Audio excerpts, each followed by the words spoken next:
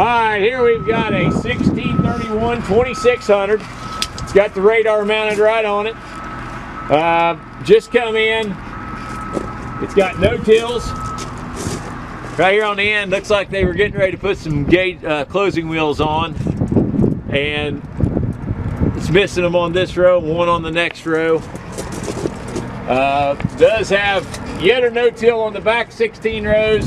Kinze no till on the pusher units. Blades are, I gotta tell you, it's hard to measure these. Blades are down on the front units. They're like less than 14 inches. The openers look like they'll pass. Still got bevel on them. It does have Kinze brush meters in it.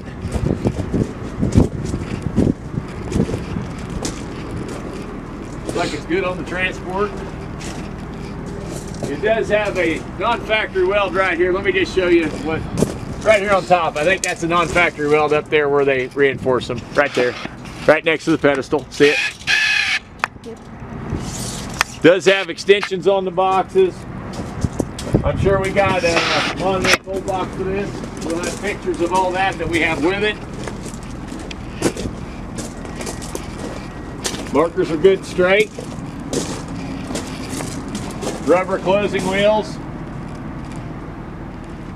Pretty straight planter. I mean, I'm sure you're going to give it a little TLC in places. I'd probably put new no-tills on the pushers.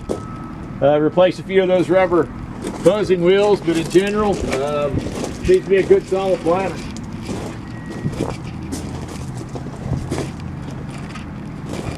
See a couple little bitty tinch welds maybe on the markers, possibility where they've got a little place on them where they come together, where they may have done something, but looks like they're good and straight when you sight down them.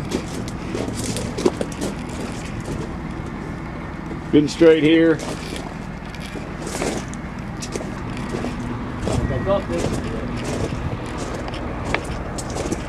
Okay, that's the serial number we were given with it.